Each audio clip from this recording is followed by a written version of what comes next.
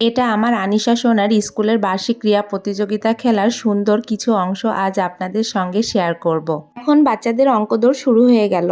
Day morning একসাথে খেলা দিয়েছে, এজন্য প্রত্যেক ক্লাস থেকে বাচ্চার সংখ্যাও অনেক।